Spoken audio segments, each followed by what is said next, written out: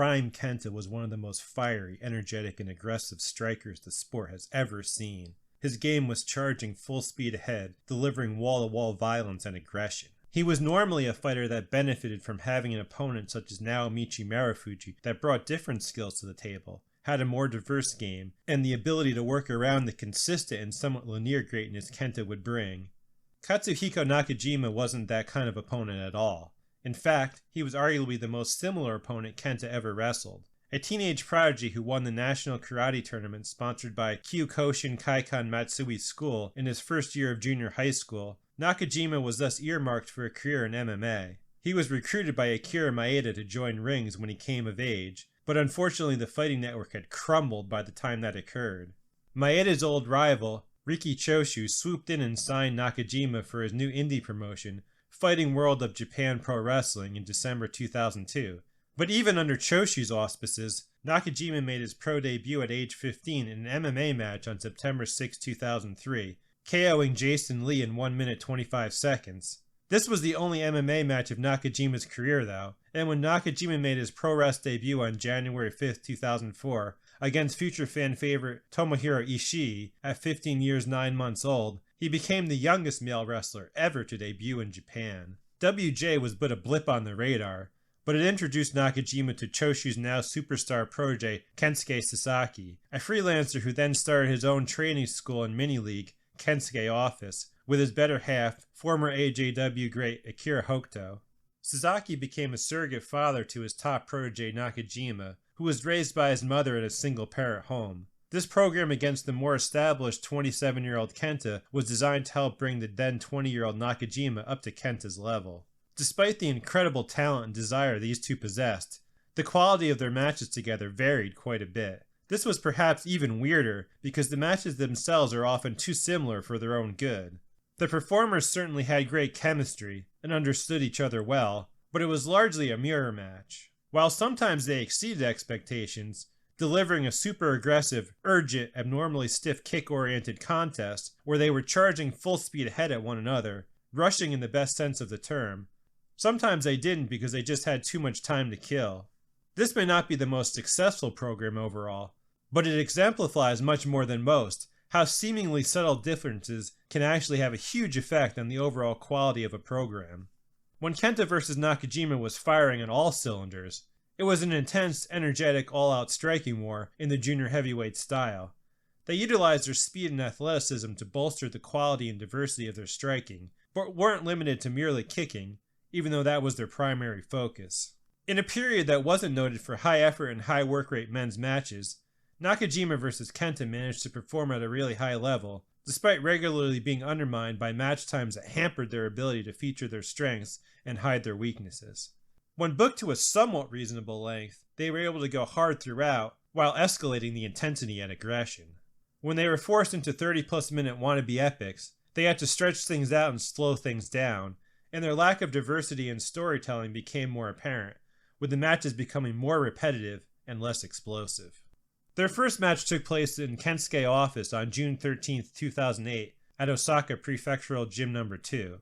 It was clearly their most original match, with the rest of the series being minor variations of the style, ideas, and offense utilized here. They delivered a full-speed ahead aggressive battle. They weren't as all-in on striking and quote-unquote realism as in their subsequent matches, utilizing a wider variety of attacks. There were more flashy, athletic, and flying kicks, including soul butts, missile kicks, running front kicks, and question mark kicks from Nakajima. It was their most junior-style match overall, with more running and jumping, as well as less time watching and waiting. They focused on elevating Nakajima, having him match Kenta at every turn. Despite being 27 minutes 35 seconds, this match never felt long. Though there were some ebbs and flows in the intensity, they always seemed to be doing something useful, and knew how to get away with leaving the striking battles then going back to them. So they were able to find a good balance that kept us wanting more without getting burned out. They immediately drew us in with a great shot out of a cannon exchange of front kicks, until Nakajima tried to leapfrog, only to get knocked out of the air with a jumping front kick. The early portion was all parity, and they continued to match each other's kicks until Nakajima hit his Sankakugiri, or triangle kick. Kenta gained the initial advantages because he was the first to change things up in the exchanges, but Nakajima began attacking the knee after catching a kick, and took over with a knee breaker on the guardrail. Nakajima got too ambitious though, charging at Kenta on the outside, only to get leg tripped into the guardrail, and firemen's carried onto it to set up Kenta's rib work. The submissions they threw in allowed them to keep going all out in stand-up, but because they were targeting the weakened body parts, and were reasonably wrenched on, they didn't come off as rest holds the way they did in some of their lesser matches. That being said, the submissions never really helped any of their matches, and this match wasn't particularly focused. It was more about beating each other at their own game since they are so similar. They would take what was available, but they wanted to knock each other out one way or another. The match built up well, and just kept getting more interesting as they answered each other so effectively, increasingly working more and more big moves into the mix. One of the problems with the series was that the finishes usually felt kind of random. In this case, they could have used an actual transition rather than Kenta just answering with a series of high kicks until Nakajima was on his knees, then hitting the go to sleep for the win. This was their second best match. I give it 4.25 stars. Their second match on February 11, 2009 at Tokyo Korakuen Hall for Kenta's GHC Junior Heavyweight title was once again hosted by Kensuke Office. It shouldn't take a rocket scientist to figure out that two junior heavyweights with similar striking-oriented offense are not likely to benefit from being forced to exchange hard shots for nearly 40 minutes, but they nonetheless decided to add that extra 11 minutes. Kenta especially is a diminishing return sort of wrestler, as some of his biggest strengths are his energy, aggression, and explosiveness. Everything was really slowed down here, feeling nonchalant compared to the previous classic. It was slow with some occasional bursts, marred by too many rest holds and a lack of urgency. The striking lost a lot of its charm because they were standing around waiting on another, and repeating the same blows over and over. The match was never dull. In fact, it was very well executed and incredibly performed, but there was literally no reason for it to be 38 minutes 53 seconds. As you'd expect, there wasn't a whole lot of story. In this amount of time, one is likely to land repeatedly to any number of spots, and clearly whatever effect the handful of rib moves from Kenta and neck moves from Nakajima might have had was lessened by being so spread out they practically could have been incidental. Nakajima trying to slow things down to keep Kenta off his tempo made sense, but it felt less like a strategy, and more a necessity Kenta wasn't exactly fighting against.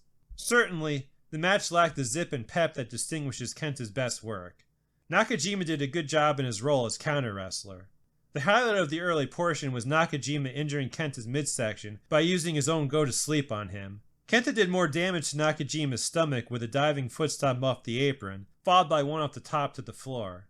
Kenta also countered a pescado with a middle kick. If these bits of focus weren't separated by long periods of kicking and selling, the match would have gained a lot more momentum. Instead, it was a match that had a number of random good spots, just not enough to make up for all the problems they had filling the time. There was a lot of good action on the floor, highlighted by Kenta's Falcon Arrow off the apron. They were able to pick it up tremendously for the last 10 minutes, and this portion showed the sort of match they were capable of. While the faster finishing segment saved it for me, the escalation actually seemed at odds with the match they had been doing. Underdog Nakajima tended to be on his back foot, but was able to do things such as turn the go-to-sleep into a Frankensteiner for a near fall. Nakajima was ultimately able to score the upset with an awkward death roll that seemed a pretty feeble finisher after all this time and effort. This was their fourth best match. I give it 3.25 stars.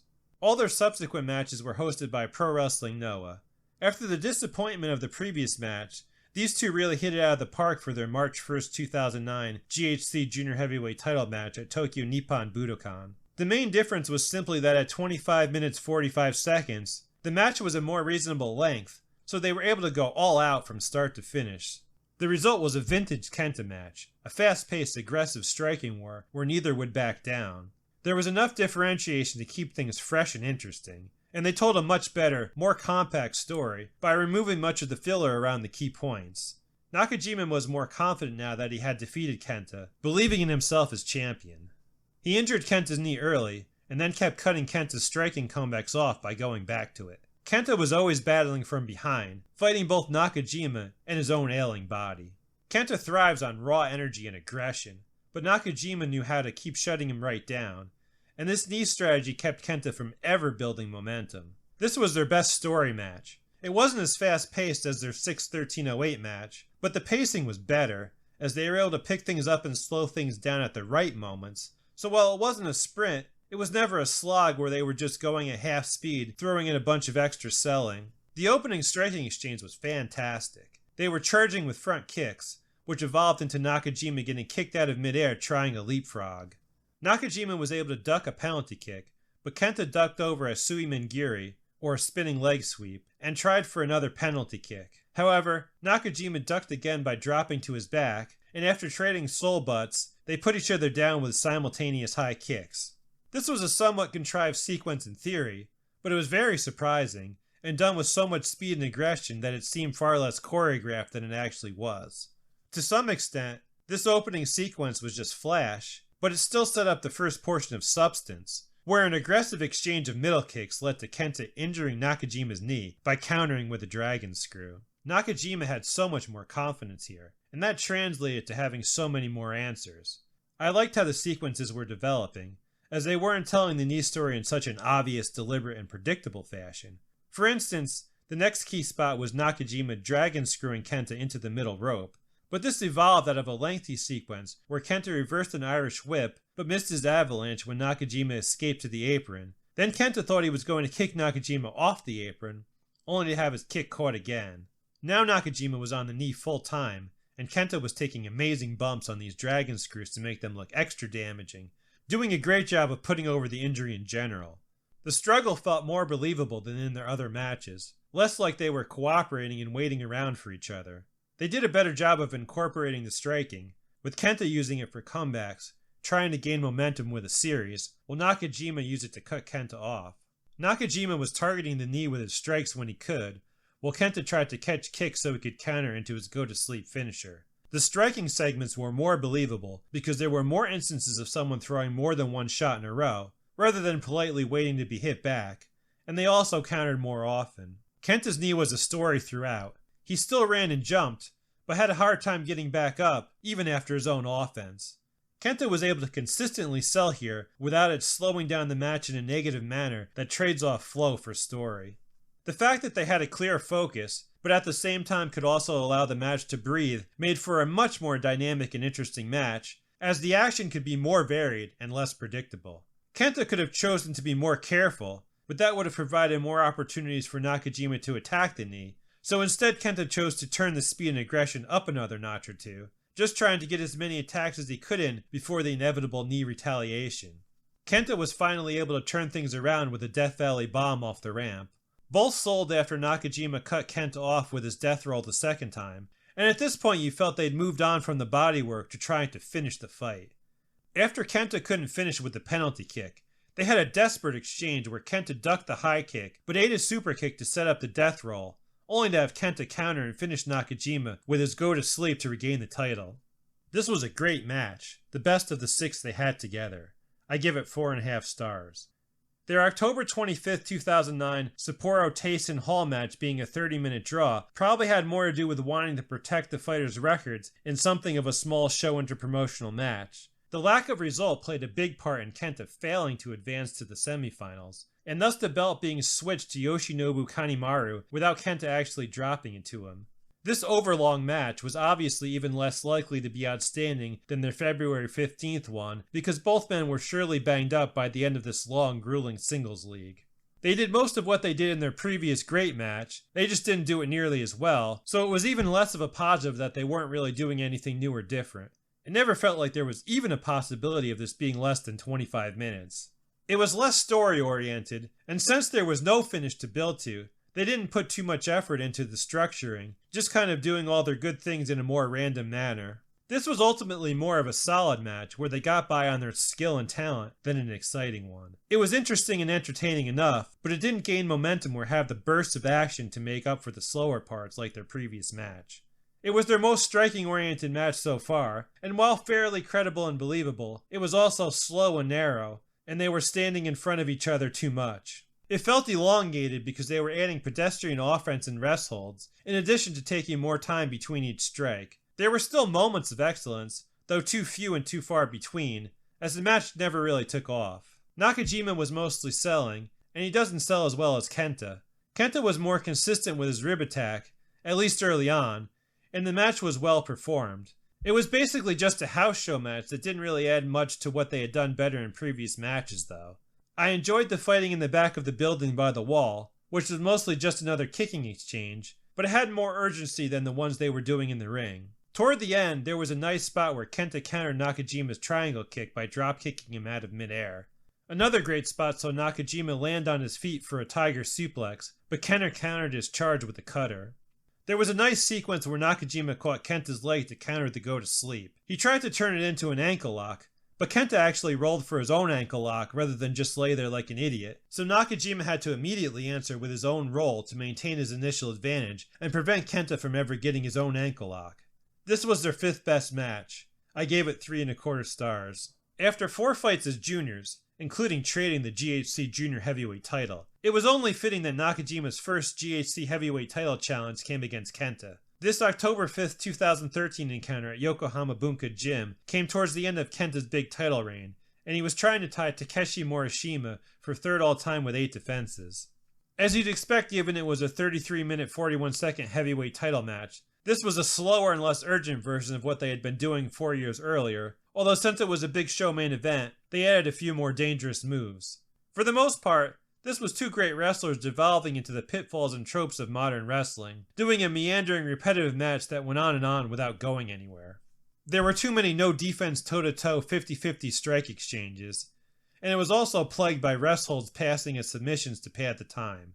Kenta had 1 burst, but otherwise it was slow and lacked even a lot of the story they tried to put into their previous matches.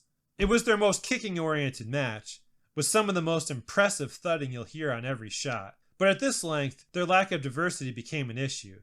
Their usual knee and rib stories weren't particularly fleshed out, and played little to no role during the latter stages. The match was mostly built around strike exchanges patterned after their mentors, Kenta Kobashi and Kensuke Sasaki, except these two used middle kicks rather than chops. Taking a detour all the way to the stage in the back just for a penalty kick, which doesn't benefit or become any more dangerous from being on the stage, then fighting all the way back to the ring was mostly emblematic of how meandering this match was becoming.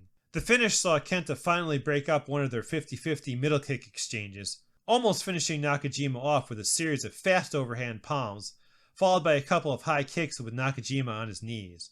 Kenta was then able to hit the go to sleep for the win. These two really battered and blistered each other, but unfortunately the match was little more than who could withstand more big kicks.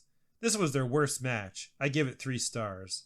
Their final meeting took place just a few weeks later on October 27, 2013 at Sapporo Taisen Hall as part of the Global League 2013. At 19 minutes 52 seconds, we finally got a reasonable length match. But as with their October 25, 2009 match, it was on a small show in the midst of another long grueling league. The effort was reasonably not as high as in their big title match from earlier in the month. However, the more manageable length kept them from having to worry about simply surviving an endless match, and allowed them to utilize their energy more efficiently, resulting in their best match together since March 1, 2009. Being compressed kept it from becoming repetitive, as they were able to do their better stuff once without having to worry about filling the time. Having more activity and movement was a benefit, and they just did a better job of building up to the finish rather than simply pacing themselves throughout. Their October 5th match was very brutal. But probably because they were less interested in killing each other for a few hundred people, they decided to go back to doing more of a junior heavyweight style, which played a lot better than a less urgent, lower intensity striking match would have. I found the athletic moves to be an improvement over consistent kicking, and even their striking was more interesting, if less stiff than their staple standing exchanges, as they incorporated more combination attacks. While this match was only good at the start, it's the only one where they really increased the pace and intensity dramatically, building up to something that was arguably 4-star level in the second half. The biggest issue with this match is the finisher wasn't very believable, as after they'd absorbed 9 zillion big kicks throughout the series, going from Kenta almost having the match won to Nakajima suddenly finishing him out of nowhere after one rather pedestrian high kick was just bizarre. I give this match 3.5 stars. After so many matches in the early portion of their career, it's somewhat surprising that they haven't faced off in the last 11 years. With Kenta joining WWE in the middle of 2014, and then New Japan in 2019 when he requested his release from WWE, ending what he described as the most frustrating days of my life. They've never been in the same place at the same time. At this point, we're probably better off if they let their prime era work speak for itself.